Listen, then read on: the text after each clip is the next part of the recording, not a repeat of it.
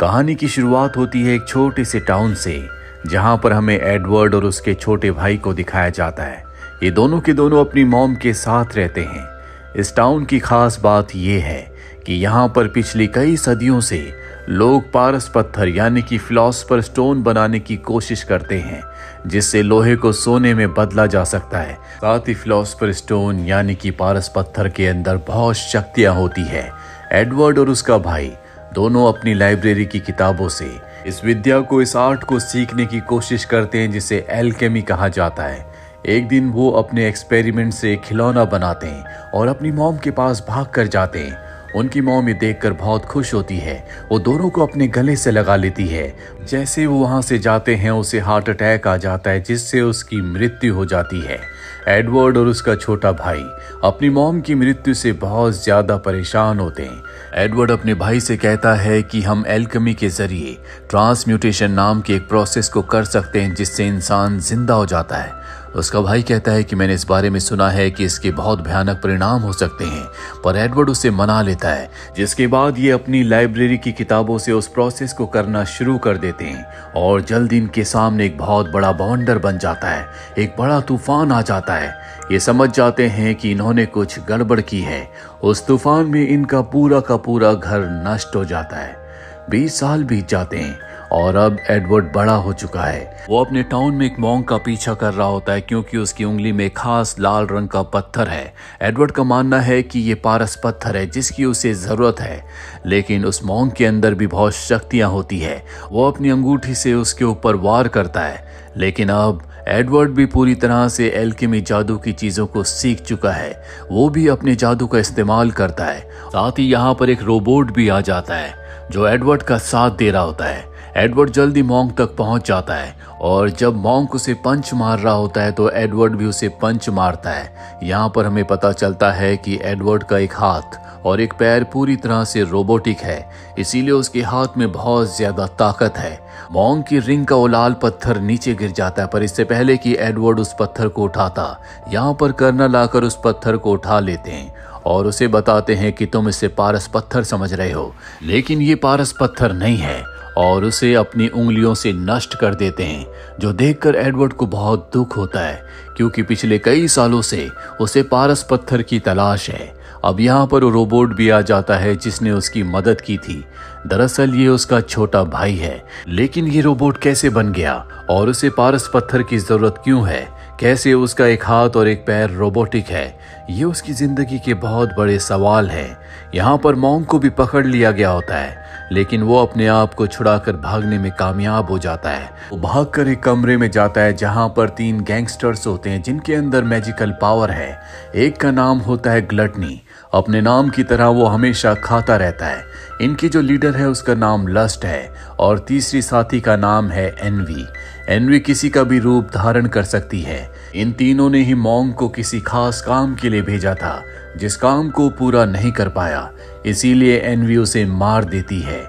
वहीं घर पर हमें एडवर्ड को दिखाया जाता है जो सोने की कोशिश कर रहा होता है, लेकिन बार बार उसे अपनी 20 साल पुरानी वो घटना याद आ रही होती है, जब वो अपने छोटे भाई के साथ मिलकर अपनी मॉम को जिंदा करने के लिए वो प्रोसेस कर रहा था, जिसके बाद एक बहुत बड़ा तूफान आ गया था। उस तूफान के बाद एडवर्ड के छोटे भाई की मृत्यु हो गई थी और उसका एक पैर कट गया था, लेकिन एडवर्ड अपने भाई की सोल को वापस लाना चाहता था। इसीलिए वो अपनी शक्तियों से, अपने मैजिक से गेट ऑफ ट्रुथ के पास जाता है जहां पर गॉड रहते हैं। उनसे कहता है कि मैं अपने भाई की सोल को वापस चाहता हूं। गॉड कहते हैं कि तुम्हें इसके बदले कुछ न कुछ सेक्रीफाइस करना होगा, और एडवर्ड को अपने भाई को वापस लाने के लिए अपने हाथ को सेक्रीफाइस करना पड़ता है। उसके भाई की सोल वापस आ जाती है, लेकिन उसकी सोल के पास शरीर नहीं है। इसीलिए एडवर्ड ने उसकी सोल को एक रोबोटिक बॉडी के अंदर डाल दिया था जो हमेशा उसके साथ रहता है। वो अपने भाई को किसी भी कीमत पर उसका असली शरीर दिलवाना चाहता है, जिसके लिए उसे पारस पत्थर की जरूरत है। इसीलिए पिछले कई सालों से वो पारस पत्थर की तलाश कर रहा है। एडवर्ड को अतीत की वो यादें हमेशा परेशान करती हैं। अगले दिन कर्नल एडवर्ड को, उसके छोटे भाई को और एडवर्ड की बचपन की एक दोस्त जिसका नाम विनरी है, जो पारस पत्थर ढूंढने में एडवर्ड की मदद करना चाहती है। कर्नल इन तीनों को एक एल्केमिस्ट के पास ले जाते हैं ताकि इन्हें पारस पत्थर की इंफॉर्मेशन मिल सके। वो एल्केमिस्ट बताता है कि पहले मैं गवर्नमेंट के लिए काम किया करता था, लेकिन उन्हें मेरे ऊपर विश्वास नहीं था। मैंने अपने कई सारे फॉर्मूलाज से एक नए पक्षी का आविष्कार किया। वो उन्हें उस पक्षी को भी दिखाता है और बताता है कि मैं अपने ओहदे को वापस हासिल करना चाहता हूँ। एडवर्ड भी उसे अपनी पूरी कहानी सुनाता है और कहता है कि मैं किसी भी कीमत पर पारस पत्थर को हासिल करना चाहता हूँ। एल्केमिस्ट कहता है कि मुझे नहीं पता कि पारस पत्थर इस वक्त कहाँ पर है, लेकिन मैं तुम्हारी मदद जरूर करूंगा। अगले दिन हमें एडवर्ड और विनरी को दिखाया जाता है जो एक दूसरे शहर में डॉक्टर से मिलने के लिए जाते हैं। डॉक्टर को लगता है कि ये उसके ऊपर हमला करने के लिए आए हैं, इसीलिए वो इन दोनों पर गोलियां चला देता है। एडवर्ड भी अपना बचाव करता है, जिसके चलते डॉक्टर बेहोश हो जाता है। डॉक्टर को जब होश आता है और उसे पता चलता है कि ये दोनों पारस पत्थर की तलाश में यहाँ तक आए हैं, तो वो कहता है कि तुम पारस पत्थर को भूल जाओ। तभी डॉक्टर को एहसास होता है कि खिड़की के बाहर कोई है। वो गोली चलाता है और अगले पल लस्ट अंदर आ जाती है। दरअसल वो इनका पीछा कर रही थी। उसने इनकी सारी बातें सुन ली है। डॉक्टर उसके ऊपर गोलियां चलाता है, लेकिन उसके ऊपर गोलियों का कोई असर नहीं होता और अब वो अपने लंबे लंबे टेंटिकल से इन तीनों को दीवार के साथ चिपका देती है और डॉक्टर को बुरी तरह से जख्मी करके वहां से चली जाती है। डॉक्टर अपनी जिंदगी की आखिरी सांसें ले रहा होता है। वो एडवर्ड को बताता है कि जिस पारस पत्थर की तलाश में तुम यहाँ तक आए हो, उसका सच तुम्हें लेबोरेटरी 5 में मिलेगा, जो कि एक खुफिया बिल्डिंग है। डिफेंस वाली यानी कि मिलिट्री उसका इस्तेमाल करती है। एडवर्ड उससे और भी इंफॉर्मेशन चाहता है, लेकिन तब तक उसकी मृत्यु हो जाती है, जिसके बाद एडवर्ड वापस अपने शहर आ जाता है। वो एल्केमिस्ट के घर जाता है, जहां पर वो देखता है कि एल्केमिस्ट ने एक डॉग और ह्यूमन को मिलाकर एक अजीब से जानवर को बनाया है।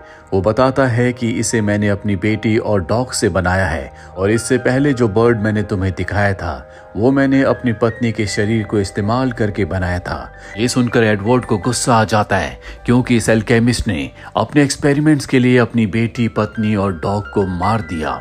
वो उसे बहुत बुरी तरह से मारना शुरू कर देता है, लेकिन इससे पहले कि वो उसे जान से मार देता, वहां पर एडवर्ड का छोटा भाई आकर उसे रोकता है। एल्केमिस्ट को उसकी पत्नी, बेटी और डॉग को मारने के इल्जाम में जेल भेज दिया जाता है।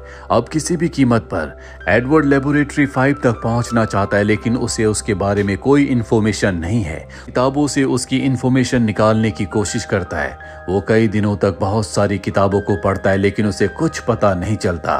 और एक दिन उसके पास आर्मी के जनरल आते हैं, जो उससे पूछते हैं कि तुम क्या ढूंढ रहे हो। एडवर्ड बताता है कि मुझे लेबोरेटरी 5 का पता ढूंढना है। वो बताते हैं कि लेबोरेटरी 5 तो स्टोर रूम का नाम है, पर अब उस स्टोर रूम को कोई यूज नहीं करता। जिसके बाद एडवर्ड विनरी के साथ उस लेबोरेटरी में जाता है। जनरल को शक हो जाता है कि लेबोरेटरी 5 में कुछ ना कुछ गड़बड़ है, इसीलिए वो उसे चेक करना शुरू करते हैं। उन्हें पता चलता है कि उस लैब में कोई बहुत बड़े स्केल में ट्रांसम्यूटेशन कर रहा है और अब वो इसकी इंफॉर्मेशन अपने सीनियर्स को देना चाहता है। पर तभी वहां पर लस्ट आ जाती है, जो जनरल के ऊपर हमला करती है, लेकिन वो उसके ऊपर हमला करके वहां से निकल जाते हैं। वो टेलीफोन बूथ में जाते हैं, जहां से वो अपने सीनियर्स को कॉल करना चाहते हैं, लेकिन तभी वहां पर कर्नल आकर उसे गोली मार देते हैं। लेकिन ये कर्नल नहीं होते, बल्कि लस्ट के साथ ही एनवी होती है, जो किसी भी इंसान का रूप धारण कर सकती है। और जब वो कर्नल के रूप में जनरल का कत्ल करती है तो कुछ लोग उसे देख लेते हैं। इस वजह से इल्जाम कर्नल के ऊपर आता है। कर्नल को अरेस्ट कर लिया जाता है और साथ ही एडवर्ड और लेफ्टिनेंट को भी, क्योंकि हमेशा कर्नल के साथ रहा करते थे। लेफ्टिनेंट एडवर्ड को बताती है कि कर्नल के ऊपर जनरल के कत्ल का इल्जाम है, इसीलिए उसे अरेस्ट किया गया है और हम क्योंकि हमेशा उनके साथ रहा करते थे, इसीलिए गवर्नमेंट को शक है कि हम भी उनके साथ मिले हुए हैं। वो बताती है कि एल्केमिस्ट भी जेल से भाग चुका है। ये दोनों भी यहाँ पर गार्ड्स को बेहोश करके यहाँ से भागने में कामयाब हो जाते हैं। जिसके बाद ये लेबोरेटरी 5 में जाते हैं, जहां पर पहले से कर्नल होते हैं। तभी उनके सामने एक ऑफिसर आ जाती है जो उन्हें अरेस्ट करना चाहती है, लेकिन कर्नल के पास भी एल्केमी का ज्ञान है। उन्हें पता चल जाता है कि उनके सामने जो ऑफिसर खड़ी है वो असली नहीं है, क्योंकि उसके गाल पर जो तिल होता है वो सही जगह पर नहीं बल्कि दूसरी तरफ होता है। इसीलिए वो अपनी एल्केमी की पावर से उसे जला देते हैं और अगले पल वो एनवी बन जाती है। दरअसल ये एनवी होती है जो ऑफिसर का रूप धारण करके यहाँ पर कर्नल को पकड़ने के लिए आई थी। अब यहाँ पर लस्ट और ग्लटनी भी आ जाते हैं और लस्ट अपने लंबे टेंटिकल से कर्नल को जख्मी करके वहां से चली जाती है। एडवर्ड उसके पीछे जाता है लेकिन वो उसे कहीं नहीं दिखती। वो एक कमरे में पहुंच जाता है जहां पर एक बहुत बड़ा सर्कल होता है। ये उसी तरह का सर्कल है जिस सर्कल के चारों तरफ उसने बचपन में अपने भाई के साथ मिलकर अपनी मॉम को जिंदा करने की कोशिश की थी।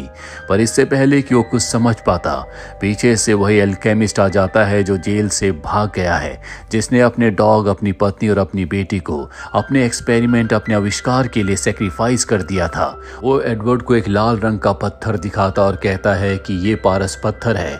यहाँ पर इस तरह के पत्थर बनाए जाते हैं क्योंकि आर्मी के बड़े बड़े ऑफिसर्स, बड़े बड़े पॉलिटिशियंस जो अपने परिवार वालों को जिंदा करना चाहते हैं, वो यहाँ पर कैदियों को सेक्रीफाइस करके अपने परिवार वालों को जिंदा करते हैं। दरअसल अगर किसी को भी कोई जिंदा करना चाहता है, उसके बदले उसे किसी दूसरे इंसान को सेक्रीफाइस करना चाहता है। यहाँ पर अब लस्ट आ जाती है जो उस एल्केमिस्ट को मार देती है क्योंकि उसने एडवर्ड को सच बता दिया। लस्ट, एनवी और ग्लटनी को जादू से बनाया गया है।